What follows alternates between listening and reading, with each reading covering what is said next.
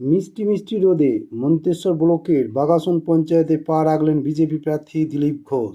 আজ পূর্ব বর্ধমানের মন্তেশ্বর থানার অন্তর্গত বাগাসন গ্রাম পঞ্চায়েতের পথসভা করলেন বর্ধমান দুর্গাপুর লোকসভা কেন্দ্রের বিজেপি প্রার্থী দিলীপ ঘোষ। শুশুনিয়া পঞ্চায়েতে পথসভা করার পরই বাগাসন পঞ্চায়েতে 18টি গ্রামের মধ্যে হোসেনপুর, নবগ্রাম, ফুলগ্রাম, অবশেষে বাগাসন গ্রামে গোটা গ্রামটা পথসভা করলেন। প্রচুর লোককে পাখা ও ক্যালেন্ডার বিতরণ করলেন দিলীপবাবু। প্রতিটি মানুষ সাড়া পান। মহিলা থেকে পুরুষ পর্যন্ত প্রতিটি ব্যক্তিরা বলেন, আমরা আপনার পাশে আছি। সব খবর সবার সাথে, মানুষের সাথে, মানুষের কাছে। মন্তেশ্বর থেকে কল্যাণ মন্ডল রিপোর্ট।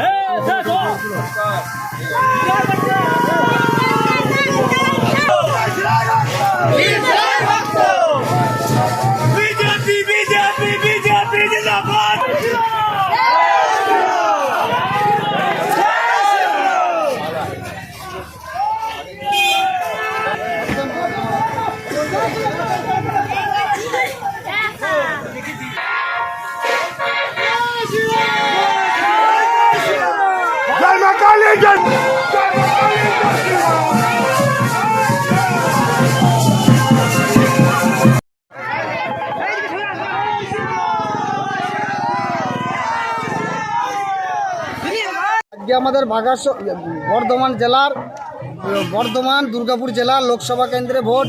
আমাদের প্রার্থী দিলীপ ঘোষ। আজকে রোড শো, আমাদের বাগাসন অঞ্চলের রোড শো, দিলীপ ঘোষের রোড শো।